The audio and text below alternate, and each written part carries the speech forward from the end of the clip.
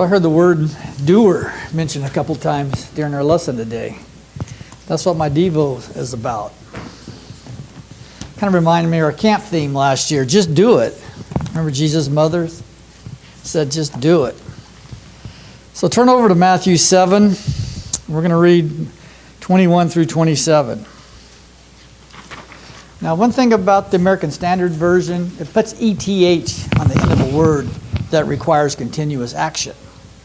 You know, some of the other translations, they use ing, but it's really clear when you see the ETH, continuous action. You can't, it's not a one and done thing. You have to do it, keep on doing it. Keep on keeping on. Okay, Matthew 7:21. Not everyone that saith unto me, Lord, Lord, shall enter into the kingdom of heaven, but he that doeth the will of my Father, who is in heaven. Many will say to me in that day, Lord, Lord, did we not prophesy by thy name, and by thy name cast out demons, and by thy name do many works? And then will I profess unto them, I never knew you, depart from me, ye that do iniquity. Everyone therefore that heareth these words of mine, and doeth them, there's that ETH, got to keep doing whatever his word says, shall be likened unto a wise man who built his house upon the rock. And the rain descended, and the floods came, and the winds blew and beat upon that house, and it fell not, for it was founded upon a rock. And everyone that heareth these words of mine, and doeth them not, shall be likened unto a foolish man who built his house upon the sand. And the rain descended, and the floods came, and the winds blew, and smote upon the house, and it fell. And a great was the fall. So which foundation are you building on? Are you building on the foundation that does his word, keeps on doing his word, which is the rock? Or are you building your foundation of faith on the sand?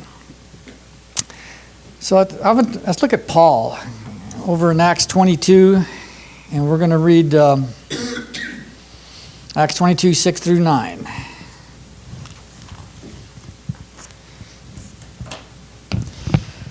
When Paul was blinded on the road to Damascus, we read about this in Acts 22 here. It says, And it came to pass that as I made my journey and drew nigh unto Damascus about noon, suddenly there shone from heaven a great light around about me. At noon? The sun's pretty bright at noon. So this is definitely a miraculous event here. So brighter than the noonday sun is what I would say. And I fell upon the ground and heard a voice saying unto me, Saul, Saul, why persecutest thou me? And I answered, Who art thou, Lord? And he said unto me, I am Jesus of Nazareth, whom thou persecutest. And they that were with him beheld indeed the light, but they weren't blinded.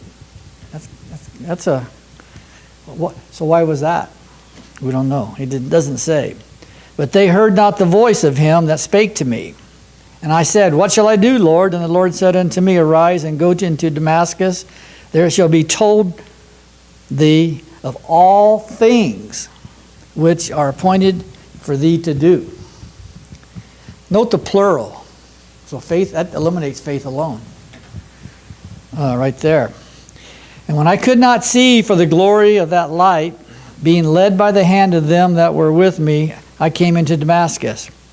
And one Ananias, a devout man according to the law, well reported by all the Jews that dwelt there.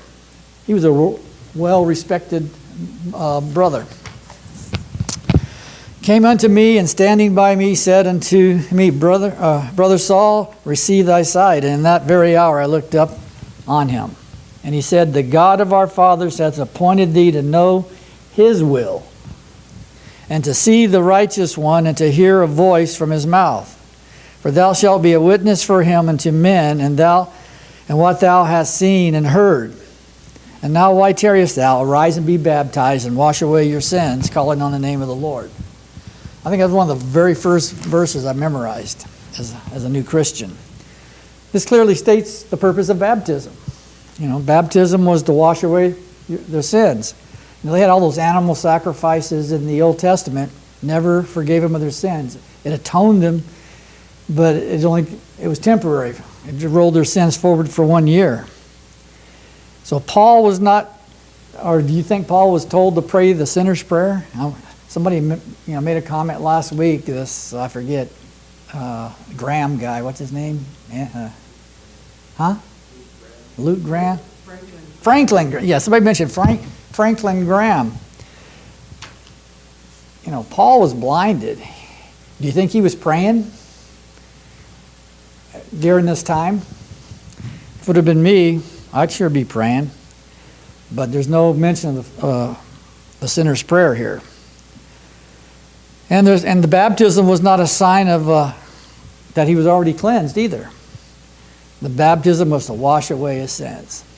So there's some thoughts about, are you doing his will? If you're not a doer, then you're building your foundation on the sand. So if there's anyone that needs to respond to the invitation tonight, the invitation is offered to you. So please come as we stand and sing.